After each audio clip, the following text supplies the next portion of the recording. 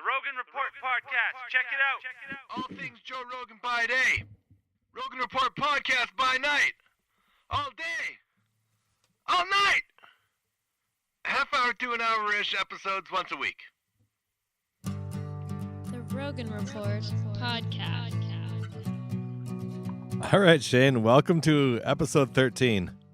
Episode 13, here you we know, are. I was debating skipping this episode and going right to 14 on a kind of superstition. Like they do with elevators. Yeah.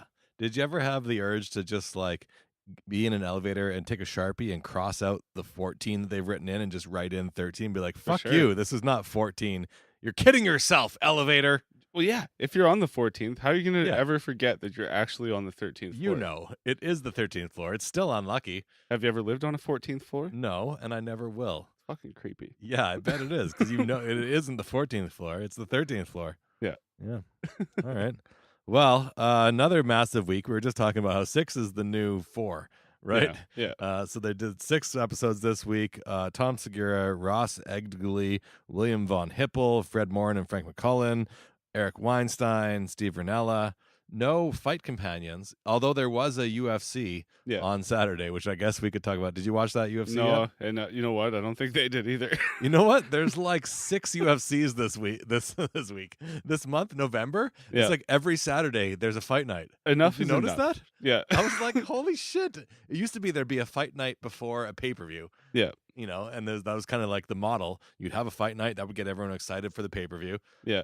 There's I swear to God, every Saturday in November there's a fight night. Yeah, it's a lot. There is So much to keep up with. But it was a good fight night. You watched it? The last one. Yeah, I did. I recorded it. You were supposed to come over. I know. You I ended ditched. up working.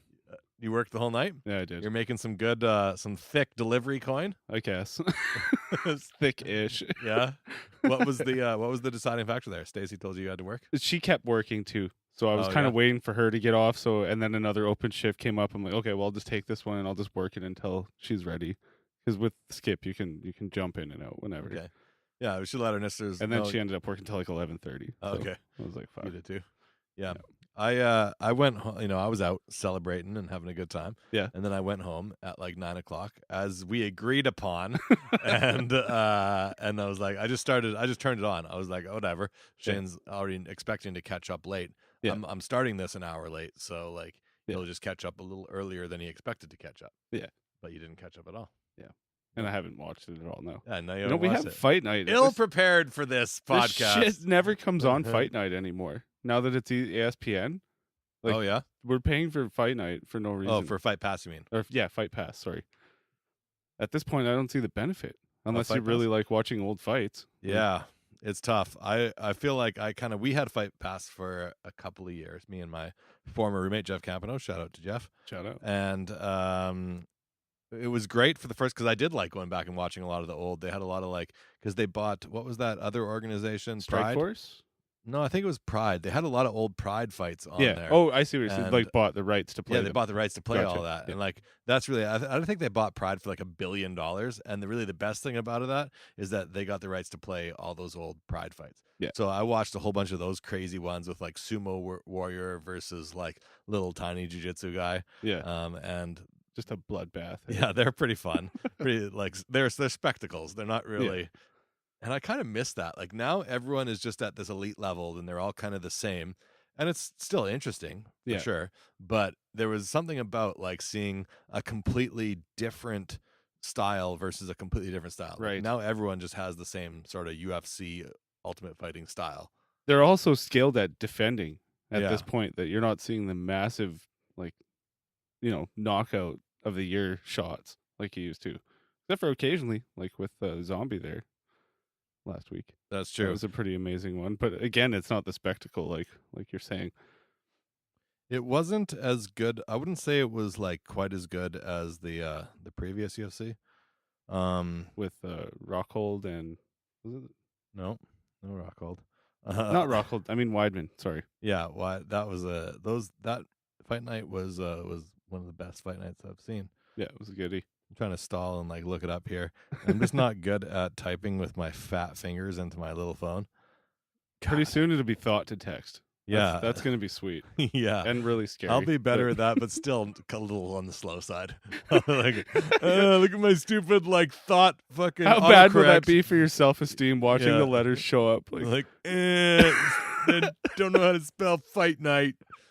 It says fright night instead. Oh man. Yeah. What are you gonna do? Yeah. But no, it was Neil Magny and Ponzinibbio. yeah, Ponzinibbio. Good job on the pronunciations, Shane. We've established that you're much better at pronouncing things. Well, I'm just gonna search Fight Night Magny because I searched UFC Fight Night and it brought up like the next one that's coming. oh really? Yeah. That one can't have done well. No. I mean, there's a lot of not too well-known fighters on that card. Ponzinibbio though definitely took it to Magny. Magny got, I would say, beaten all the rounds, and then eventually it got stopped. I forget if he got strangled or if he just got he wasn't defending himself enough. Ponzinibbio was laying down some thick leg kicks. And, oh, nice. Magny, every time he'd come, he'd limp away, and it was just, he was really, you know how they all kind of poker face every time they get hit? They're like, that didn't hurt. Oh yeah, they'll shake their head. Yeah, nope, that was nothing. But he was not doing that. He was like, oh my God, that's the worst leg kick I've ever sustained. Oh shit. He looked terrible. That's not good. No, I was like, man, if he doesn't just, because you never know, someone could just miraculously throw out a crazy left hand that ends the fight. Right. But I was like, man, he is so hurt. And yeah, so Ponzinibbio really had his number in this one. And that Magny's had kind of a tough go, I think, hey? I haven't been following him too closely, but all I hear about is him losing. Yeah, he seems last kind of few. I don't know, he wasn't coming in there confident. I think that was one of the big things. He just didn't have the confidence. He was really timid and kind of fighting a reactive fight. I don't know what his last, I mean, how much has he been fought in the last couple of years? I feel Not a lot. I feel like he's barely out there. Maybe 3 in the last 2. Yeah. I actually don't know, but that's I from would my say, memory. if that. Yeah. So yeah, the Ponzinibbio beating Neil Magny, and then he was trying to call out the title fight, which we'll see. Welterweight, it's a stacked division. I think he's maybe got 1 or 2 more fights. The featherweight fight of Ricardo Lamas versus Darren Elkins before that was actually pretty fun. That's the other one on the card that I recognized. Yeah, Darren the Damage Elkins, true to his name, took a whole shit ton of damage. Yeah. Lamas was just beating him up and you're like, shit, man, how is this guy not knocked out? It seems to be every time I've seen him fight, I feel like I'm like, shit, how is this guy not knocked out yet? Yeah. Because he just, I don't know, I think he needs to work on his defense. Yeah. Maybe he's trying to live up to that Damage name. Maybe, taking but a lot of damage. what a crazy thing to aspire to in this day and age. Don't want that. CT is real, man. Yeah, shit. That's brutal. And then Johnny Walker versus Khalil Roundtree. I remember seeing Khalil Roundtree. He was one of the what's that fight show that they have? Is it Dana White looking for a fight? No, or is no. it the Contender The Series? Contender Series. Yeah. Okay. He was one of the he grew up through that fight show. I remember seeing him on that, and he was a scary looking dude. He had a bunch of, I think all of his last fights ended by him knocking out other people. Oh yeah. But Johnny Walker took it to him. Yeah, he hasn't done well in the UFC, I don't think. No. Johnny Walker looked sensational though. Nice. And that was light heavyweight. So fun to see the big boys throw down. Those heavyweight divisions need some new blood for sure. Yeah. Well, I'm excited to see this Johnny Walker character come up. He has lots of aggression and he just KO'd Khalil Roundtree. I think it was within 2 rounds. Nice. Maybe even in the first round. Probably have to go and watch those. You should definitely. The funny thing about Fight Pass is while it's live, it doesn't play, but it does show up the next day or something. Does it depend on the area where you think. are? Maybe. If you're in the States, you could watch it live, but in Canada, you Quite have to wait till the possibly. next day or something. Yeah. Yeah. That and sucks. here TSN's got the rights, so TSN was playing it. Yeah. Yeah, I watched it. I mean, I'm lucky I got some cable. I got the rich man's cable over here. Occasionally it makes sense to have cable. Yeah, it's nice for sports. Really, that's the only thing that it makes sense for. Yeah. Although I do throw it on and watch some HGTV, some home renovation stuff, and I'm like, Ange, wouldn't it be fun to put an addition on the front of our house? And she's like, I hate cleaning our house already. Yeah. Stop talking about additions. Don't make I'm it stressed bigger. out. Yeah, and she's not happy about it. So I'm like, well, when I'm selling it, I want it because my house. Spoiler alert: my house is a 2-bedroom upstairs, and A lot of people want to have a 3-bedroom upstairs because, and initially it was a 3-bedroom, but what they did is it was a bungalow with no basement. Oh. And they took the bungalow and they raised it up in the air and built in a basement underneath it. No shit. Yeah, putting the front stairs where you come in, that used to be a bedroom, but they took that square footage and turned it into an upstairs and a downstairs. Crazy. So what I was thinking I could do is I could add an addition on the front and then convert it back into a 3-bedroom upstairs whilst still making the upstairs bedrooms slightly larger.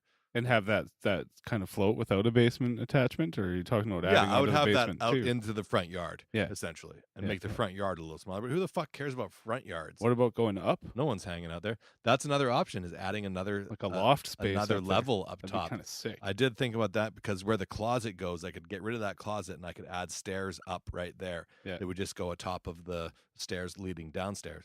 So there's a few different options. My girlfriend hates all of them. So we won't be doing any of it. But I'm just like talking, I'm like, hey, if we're gonna sell this place later, what could we do to like just get us an extra $10,000 or $20,000 in in equity? For sure. And we Adding put it- that third bedroom will do it. Yeah, we need that 3rd bedroom in order to get it. So there's a few different ways to go about it, but I don't know. We'll see. We'll see what happens. Yeah. Right now we're comfortable, and I don't need 3 bedrooms for just me and Angie and the dog. No. You barely need 2, eh? Yeah, I mean we have one that we sleep in, and then I have an extra one that I basically fill with all the mail I get, and like Oh, sweet. Yeah, it's a graveyard. I call it an office space, but really it's like, okay, we got to clean up, throw everything into the other bedroom, and then we got a spare bedroom downstairs for people if they get too drunk and they need to stay over. Well, yeah, it's pretty good. Good place to hang then. So the week started off with Tom Segura as Sean Anders, Yeah. $11.99. Tom Segura, of course, stand-up comedian, been on recently a couple of times, and host of his podcast with Christina P. And then, of course, and I didn't know Sean Anders, but once they started talking, I was like, oh, I know Sean Anders. He's a director. He directed this new movie that's about to come out that's called Instant Family. Yeah. That is like a Marky Mark movie that has Tom Segura featured for about 5 minutes. Which I in the didn't movie. know until like right now. I knew didn't of know the that movie. either. But then it turns out Sean Anders, he's written and directed like and I was looking at his IMDb and it looked like a lot of sequels. Like he did Daddy's Home 2, but I didn't see Daddy's Home 1. I think Daddy's Home, like with Marky Mark, the first Daddy's Home, the classic that we all know and love. Such a great movie. My girlfriend is in love with Marky Mark. That's if she had to pick a favorite actor, probably Mark Wahlberg. I wonder what it is. At least for sexiness. But she so there's this Daddy's Home 1. She's a big fan. I enjoyed it too. It's a funny movie. Yeah, it's a nice late night romp. The kids love it. But Daddy's Home, so he didn't write Daddy's Home 1, but he did write Daddy's Home 2, and I think he directed Daddy's Home 2 as well. So, and then there was another one where he didn't do the first one and he did the sequel. So he just loves coming in, swooping in while the iron's cleanup hot. crew shit. Yeah, it gets a little sequel action. Nice. And then this Instant Family, he wrote and directed, and it's based on his own life. Oh, that was nice. kind of cool. He directed, because he adopted, him and his wife adopted 3 kids that were all like, I don't know, 3, 5, and 8 or some kind of range like that. So Instant Family, and that's what the movie's about. It's about a guy and a girl who together adopt 3 kids. Yeah. Touching podcast about adoption. Yeah. Definitely. Adoption, near and dear to my heart because I have a son who my girlfriend at the time and I decided to put up through open adoption. And he's remained, open adoption is kind of a thing where the birth parents are, the kid grows up knowing that he has birth parents and adoptive parents. And so he's known all the way that I was like his birth dad, but then he's lived with his adopted family. And it's just like a really cool way to have a giant extended family, and he can, he doesn't really have to wonder who's my dad and like why didn't he want me. It's like we did want you. We were like 17, so we couldn't. But it's cool that I've been able to grow up and see, and he's been able to stay a part of my life, and he's amazing. He's like a really great young athlete, and just seems like a really, really good human being. Very kind, very funny, and shout out to Luke, by the way. That's awesome. Yeah. So, when they're talking about adoption, anytime people talk about adoption, I'm like, yeah, like I have very strong positive associations towards the subject. Yeah. Next, 1200, Ross Edgley. Now, Ross Edgley. That's not Edgley? I don't know how you say things, man. I like to say Edgley. Okay. Let's go with Edgley. Yeah. That's funny. Former professional British water polo player who currently works as a model and personal trainer. In November 2018, he became the first person to swim around Great Britain. Pretty amazing. Ross Edgley. Pretty fucking crazy. Yeah. Like, what? In the first 5 minutes, we find out that he spent 3 hours swimming with a jellyfish stuck Attached to his face. What the fuck? Yeah, it was like wedged under his goggles or something. He's like, "Ow, my Buddy, face!" seaweed touches my leg. I'm in full panic mode. Okay, Yeah. how are you gonna let that happen? Weird. I don't know. Seems like a crazy dude, but he swam around the entire island of Great Britain. So, and he tried to do another swimming feat when he failed, Mm-hmm. and then he was like, "No." Like before that one. Like before that, it was like, I'm going to swim across the Nile, or I forget what exactly it was, something. And then he came back to do this one, and he persevered. And it was like 160 days or something. 6 months of 12 hours a day swimming. Yeah. So he'd swim for 6 hours, and then he'd just like sleep in the water. It's He'd so just fucked like, up. he was wetsuit on. He'd be like, "All right, I'm going to have a quick nap." And even like he was taught, he like lost muscle yeah. like capabilities, like he was in space. Yeah. It's gotta, I mean, yeah, once you go past really 7 days, I think you're like, okay, this is just my life now. And you just sort of adapt. Yeah. And I don't think there's a big difference between doing 7 days and 160 days. Yeah. That's my guess. It's your new existence. It's just you get in a rhythm, and we're so adaptive. We just, we do whatever we ask ourselves to do. Yeah. Seesaws. We're so Who knew good. that seesaws were a thing? Yeah, right? Jesus, his tongue was falling apart. Yeah. Yeah. How Tough. bad do you want to swim around Great Britain? I don't know. Bad enough to be JRE 1200. Fair enough. Bad enough to be the 1200th guest. Definitely an interesting listen. Yeah. I mean, He's got that soothing British accent that like yeah, brings me back to home. So, Yeah. I do enjoy a British accent quite a bit. yeah. Better on a girl than a guy, but I'll still take a guy over like an American or a Canadian guy. Do you like take them more seriously? Like they're like Smarter? more professional and smarter or something? Yeah, something. There's Like, something right about away. it. Yeah. Although it depends. There's that like Cockney British accent Oh, that yeah. really doesn't sound like, like it might be Dave. Yeah. In the batter be. like in Snatch? Like, yeah, exactly. Like the that doesn't Travelers? necessarily sound we smarter. already fucked up and called them the G word last time, but it's Travelers. Travelers. The Travelers. I'm sorry, Travelers. You don't sound like you've been through Cambridge. Okay. No, they're not exactly playing for Wimbledon next week. Yeah. Yeah. But still, Ross Edgley, good job, buddy. Way to go. Way to swim around the Britain. Yeah. 1201, William von Hippel. Von Hippel. So von Hippel is a professor of psychology at the University of Queensland. His new book, The Social Leap, is available via Amazon. They talked a lot about evolutionary psychology. I always find these are my favorite episodes. I mean, it's just a fascinating subject. Yeah. Gene therapy, and there's a new CRISPR too out. They revised CRISPR and made it better. Mhm. It's still not 100% like make super kids yet, but it's one more step in that direction. CRISPR 3, maybe CRISPR 4.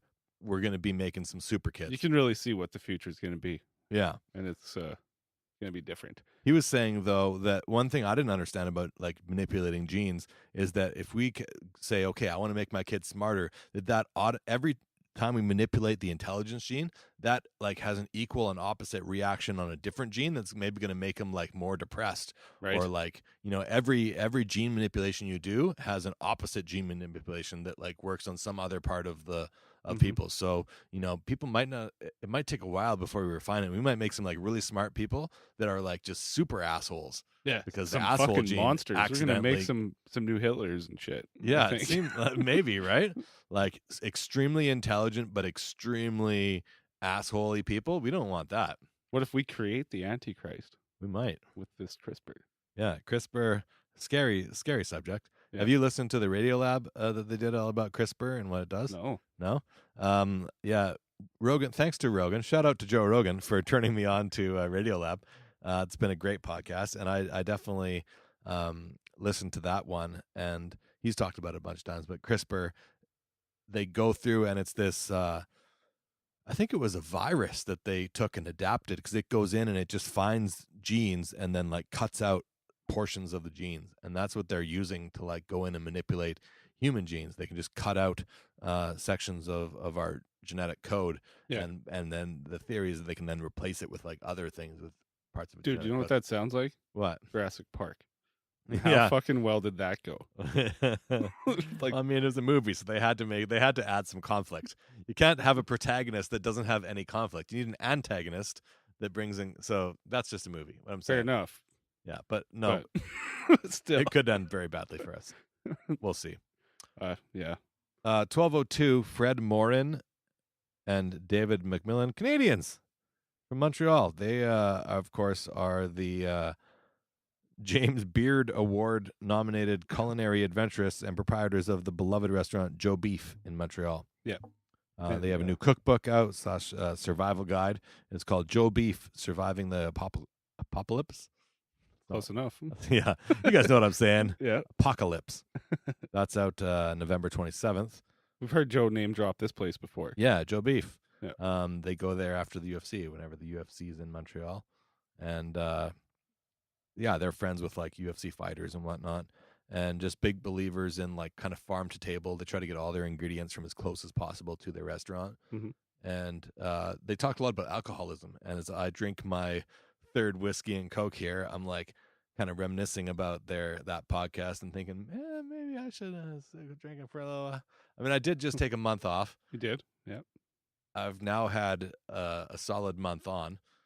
Although we're only halfway through the month, so if you do that math, yeah, I've been drinking a fair bit. Yeah. December, I'm not going to not drink in December, but I think I might take January, February off, because they talked about this like magical 120-day number where you just go 120 days, and then you wake up and you have this like epiphany.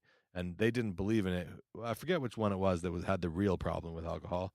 One of them. Yeah, One of them did. And they were saying, get to this magic number, and then you wake up clear, and like it's a really kind of a turning point in sobriety. Yeah.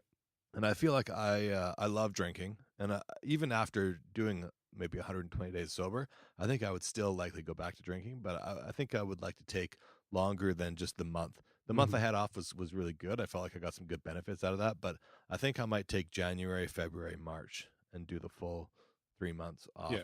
And then I can start drinking again this summer. Because I think you probably just got to the point where you're starting to feel the benefits of not drinking all month. I mean, I felt benefits like the next day. Yeah. But yeah. But you're going to start to feel more long-term benefits, Yeah. I think. I think so too. Yeah. So we'll see. I got to talk to my girlfriend about that, because it's really hard for me when I come home and she's got a bottle of wine open, and I'm like, Jesus Christ, there's a bottle of wine right there. That's really hard for me. Like for me, when we took the month off, I rounded up all the alcohol in the house and I brought it to my mom's house. Oh yeah. And left it there for the month, because I was like, if it's around, I'm too easily tempted. I don't have good like willpower. I will just get in there. Just out of sight, out of mind. Yeah, out of sight, out of mind worked well for me. I did the full sober October. Didn't have any alcohol in the whole month. Pretty proud of myself for that. Yeah. I'm definitely a severe alcoholic. So yeah. Yeah. Well, you also ate clean all month too. I did that too. Yeah, So fairly clean. I had a few cheat days for my my diet, but I had no cheat days for the alcohol. Yeah. 1202, Fred Morin. Go to Joe Beef if you're in Montreal. That's now on my bucket list of restaurants. I would like to. Last time I did go to Montreal once. It was awesome. And I went to a restaurant called Reubs and had my first Reuben sandwich. Oh, sick. In Montreal. Is that the Facebook picture you used to have up, or was that just a random Reuben No, sandwich? that probably was the face. Oh no, that might have been. There's been a few. I mean, that obviously might have with been my just name. a Googled Reuben Yeah, on Reuben's page. yeah, I think that's the case. But I did get a picture of me at Reuben's, and that was the first Reuben. I waited until I was like almost 30 years old before I ever had a Reuben sandwich, because I didn't want to risk having a bad one. Yeah. Like, I wanted my first Reuben to be like Legit. legit. And Montreal, they're famous for their smoked meat and their Reuben sandwiches. So I had one there, and it was delicious. And then I've had a few. Not the best amount. That Reuben was not the best Reuben I've ever had. Best Reuben I ever had was actually at the Arizona airport, and it was a Reuben burger. It was like a quarter pound patty with like smoked meat and then rye bread and of course all the other sauerkraut, Swiss cheese, and it was just so delicious. That's the best Reuben I've ever had. That does sound good. Stands out in my head. Like, oh my God. Yeah, I would love to go back and have that. And actually, when I went to Arizona again the next time, I looked for that restaurant, but it's gone. Oh, shit. Yeah. I think it was just some privately owned little hole-in-the-wall restaurant that was in the airport, and now it's been replaced by some corporate multi-location beast. It's a tough gig starting a restaurant. Yeah, it is. Yeah. But Joe Beef. Yeah. Go there. Yeah. See, I wish I would have went there too, but I blew past Montreal both ways when I went to Newfoundland. I was delirious with lack of sleep, and each way by that point, you're just trying to get home or get to where you're getting. But by the time we were through Quebec, I was over it. Like, yeah, I barely even saw Ontario on the way back. You'd seen enough. Yeah. 1203, Eric Weinstein. Weinstein or Weinstein? There's always this debate. I actually didn't catch that pronunciation. I think it's Weinstein. Yeah. Because it's the opposite of Harvey. Whatever Harvey is, it's not that one. He's the good one. So pronounce it that way. He's a mathematician and an economist, and he's also the managing director at Teal Capital. Mm-hmm. And brother of Brett Weinstein, which is how he got famous, which is because... or Weinstein. I'm going to go back and forth and fuck it up. I mean, Joe fucks it up all the time. If Joe fucks it up, I feel like I'm allowed to fuck it up. So yeah. I apologize, Eric. I apologize, Brett, in advance. I'm going to say the wrong way because I'm just going to say both ways, back and forth. I'm pretty sure he has too every time. So yeah.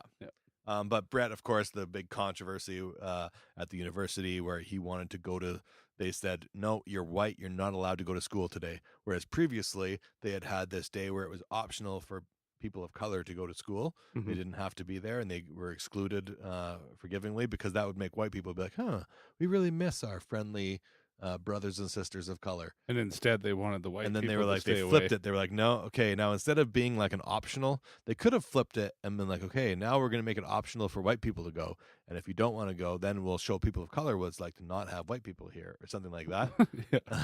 Which I don't know. But they could have done that. But instead of making it an optional thing, I think that's where the big problem was. They made it a mandatory thing, and they were like, no, you're not allowed to go to school if you're white. Yeah. And Brett was like, fuck you guys. That's like super racist. You that's can't a problem. do that. Yeah. And he was like this huge, he's a huge lefty, and was like, no, that's like a step. He's like, I'm left, but that's a step too left. That's crazy.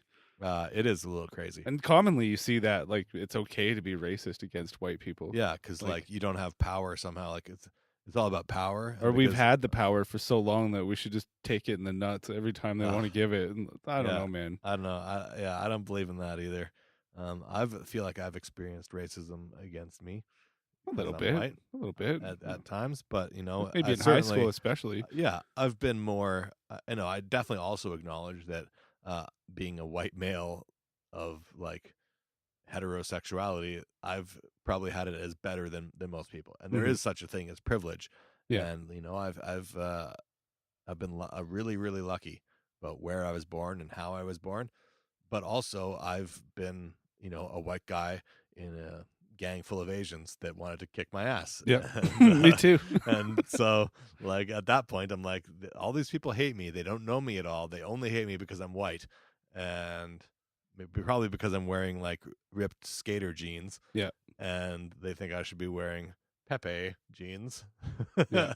Or Tommy Hilfiger jeans, which is ironic because Hilfiger is super racist against black people. It was a black in particular. people? He was like, if I had known black people were going to wear my stuff, I would never have invented it. Yeah. Holy so ironic that I was getting racist against by people wearing Tommy Hilfiger. But I feel like that was racist. If someone doesn't like me just because I'm white, that's racist. How is that not racist? I don't understand this argument that like, nope, they're allowed to hate you because you're white, because you are white, and that is the worst thing you can be. Yeah. Shit. Well, there goes my self-esteem. Yeah. Anyways, Eric's definitely super smart. The whole time he's talking, I'm like, man, I have to. It's one of those ones where I have to furrow the brow intentionally Yeah. and like just focus and stop doing anything else. I like have to put my thumb on my chin and my two fingers on my side of my head. Make sure that elbow's on the knee. Yeah, I'm like, okay, fucking think, Ruben. Think as hard as you can. And I'm just trying to absorb it. And I was able to understand what he was saying, but then once they started talking about, molecular biology and what's the crazy one about space where nothing makes sense anymore? They started talking about Like dark matter and shit. Is that what you mean? all the the super small. I forget what it is. Quantum. Yeah, the quantum. The quantum I'm world. like, oh god, I don't know. I don't understand what you're saying. Where sense stops making sense. Yeah. Yeah, I feel you. Tough. I feel like I have to go to the bathroom. I have to pee because I've had a few whiskeys. Okay. And I feel like that's making me not able to think as well also. That'll do it. I typically can't think very well. I don't have good recall. And that's why we need Alpha Brain. I don't know why On It hasn't sent us free Alpha Brains yet. They'll get Seriously, the word. They'll get the Onnit. word. Like, Okay. Listeners, tell On It to send us Alpha Brains. We will make a better show for you if you reach out to On It and then make this triangular trifecta thing where they send us free Alpha Brains. matter of fact, we'll guinea pig the new shit. Well, yeah, send us something brand new you're pioneering. Make us into weird science experiments. Yep. We're in. I'll grow a horn. I don't give a fuck. All right, I'm going to take a break. I'm going to go pee because fuck this. I don't have to. I'm not Rogan. No. And we're not live. There's no YouTube people watching us. Although So- I'd appreciate it if you peed in a bottle. I'm not gonna lie. I'm not going to. I'm going to pee in the toilet. Fair enough. Well, Shane, that was easy.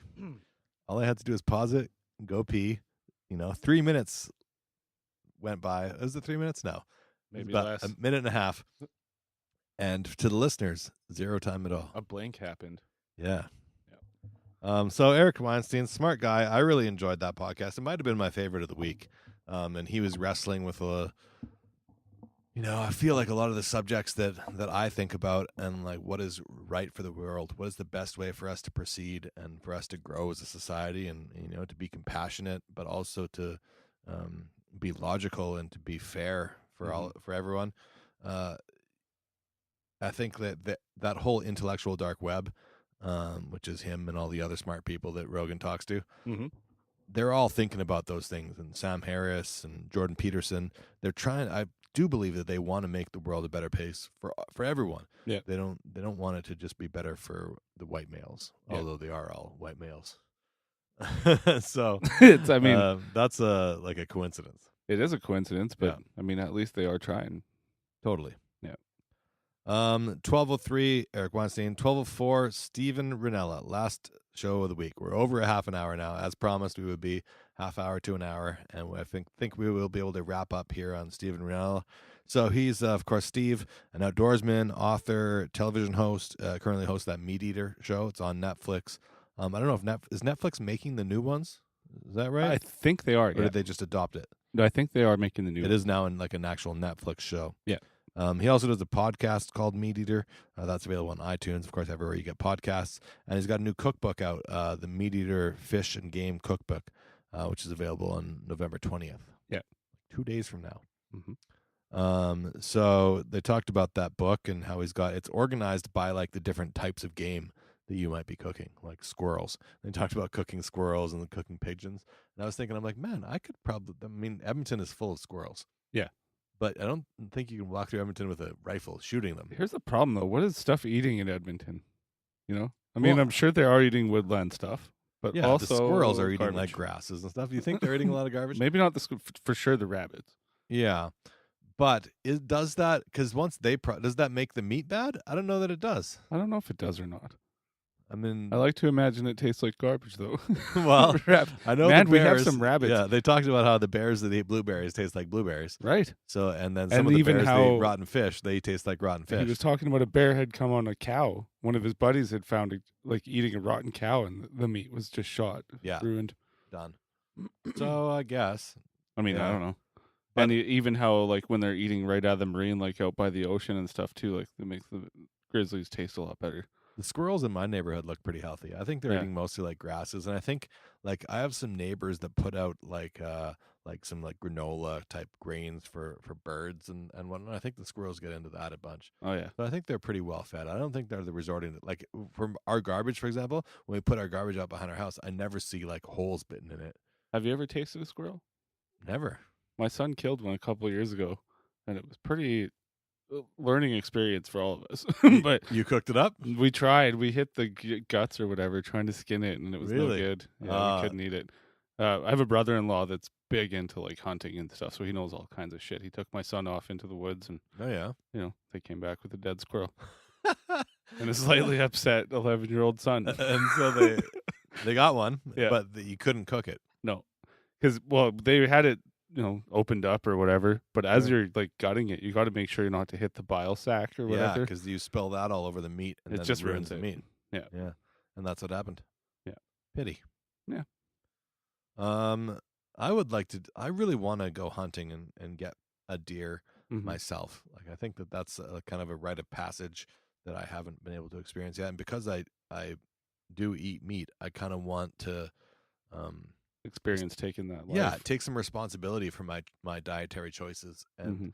and I think it is worth doing, and it's obviously been a worthwhile experience for Joe and for a lot of my friends that have hunted Mhm. and gotten their meat that way, that you just have a deeper connection to it. And it's a day out in the woods, which Yeah, is great, right? I love that. I've always been a huge outdoors fan, and I love Yeah. camping and hiking, and so throw some. I love riflery. I love shooting guns. Mhm. I was in scouts as a kid, and we used to shoot guns on the range. I've never shot and killed something. Yeah. But yeah, I do feel like I'd be up to the task. So that's something in the future that, Rinella, if you're listening to this and you want to come up to Edmonton or to Alberta and go on a hunt and take me with you, yeah, I'll probably be able to keep up for a good 45 minutes to an hour, and then you'll be off doing your thing, and I'll be, probably walking back to the camp. But- Really, we could offer you the fame and notoriety of the Rogan Report. There's that too. Yeah, we'll promote your new book here, although I guess we already have. We have done. Yeah, so but we'll promote the next book. If you After think- seeing so much of Joe's elk straps or back straps or whatever he calls them, he cooks them on Instagram all the time. I don't know if you've seen a lot of these videos, but I haven't seen. he's always cooking some steak. Usually it's elk, and he's got some jalapenos on there. Yeah. And man, it looks nice. Oh yeah. Like, Yeah, that sounds perfect. I He does cook have lot a of very expensive Traeger grill. Yeah, that he's I've- cooking that on too. So like, stuff. I've never tried the like reverse sear method that they talk about. yeah, Cook me it neither. low and slow for like a couple of hours, and then you throw it in a hot pan just to sear the outsides. And I typically will I cook a lot of steak. I have a grill. Mhm. It's a propane barbecue. Yeah, And me too. it's, Yeah. But I'll typically go depending on how thick the steak is. Like I cook a lot of. I like to buy tenderloin and it's good Alberta beef. You know, and yeah, I like tenderloin. It's a little bit smaller, but it's like way more tender, and it's just I find usually also a little leaner cut than the T-bones or what's that one that everybody likes all the time? Rib steaks. Ribeye. Yeah. Yeah. Like the ribeye, you get a larger cut of meat. But I think a little smaller, I don't need that much. A little smaller cut, and it's definitely more expensive per gram. Yeah. But it's a little leaner, and it's just so tender. Yeah. And my method is I basically will put it on for 4 flips, and if it's like an inch thick, that'll be like 4 flips at about 1 minute per side. And if it's like an inch and a half, then I'll go like a minute 30, Oh yeah. And so basically as many seconds as is inches of the steak, if that makes sense. That does. Yep. And yeah, that usually gives me like a pretty good rare. I like a little bit rare, especially with the higher grade of cuts. Mhm. With the cheaper steaks, and maybe I'll cook it a little bit more and put it on a sandwich or something, mask it. Yeah. But with my tenderloins, yeah, I like it a little bit more on the rare side, and then I will pull it off and I'll finish it under aluminum foil on a plate, usually for about 5 minutes. Yeah. Just let it come up to that nice, I don't know what it is, 145 degrees maybe. I like it nice and definitely pink bordering on red all the way through the middle, Mhm. and then like a nice crispy outside. I'll usually do the outside with Montreal steak spice. Yeah. Um, Me too. and then some like olive oil. Yeah. I'm hungry for a steak now. Yeah. Yeah, steak is good shit. Yeah. And we're lucky, like in Alberta, we have some of the best beef in all of the world. Yeah. Like it's world renowned, Alberta. Yep. So Famous spot for hunting too, yeah, for that matter. absolutely. Stephen and Joe actually did an episode of Meat Eater here in Alberta, I believe. I watched that one. Angie kind of roundabout, my girlfriend, Angie, not listener of the podcast. She kind of found Meat Eater on Netflix, and I came home from work, I don't know, a week ago, and she's watching Meat Eater, and I was like, "What's the fuck? It's Steve Rinella. What are you doing watching this? Like, this doesn't make sense for you." And she's like, "I like it." Like, That's "What?" awesome. Yeah, it doesn't make any sense for you to like this. Yeah. But she does like hunting, and she's from the East Coast, and Oh yeah. had grown up with a lot of wild game. So Yeah. I guess it kind of does make sense. But it was weird for me. I was like, "What? How did you find this separately from me?" You've stumbled into my world. Yeah, totally. Yeah. So, anyways, good episode, good week of Rogans, 6 Rogans. That recaps them. We're at the 40-minute mark here. Anything else, Shane, that you want to throw in this week? I mean, yeah, it's been a week. Yeah. Like any other. Your new job is going Yeah. well. It's going well. Yeah, I'm 2 weeks in there now too. So, Right on. Yeah. Feel like you're gonna commit to that. Oh you yeah, gonna do I'm that for a committed while? to that one. Yeah. You Yeah. gonna do it for a while? I think so. All right. I think so. I'm gonna devise a plan to get you fired. Fair enough. This show might do it by itself. I often wonder that. if Yeah, that's the case. Yeah, I think we're okay. We're not too aggressive on this thing. No. Our views are pretty. I did come up Soft. with a plan to aggressively challenge Joel Jimenez to a drum off. A couple episodes ago, I sort of weekly challenged Joel, Yeah. and like I was trying to do a quick drum solo, and that didn't work at all. I A little couldn't. too on the spot. I was like, "Oh, this isn't." I needed a plan.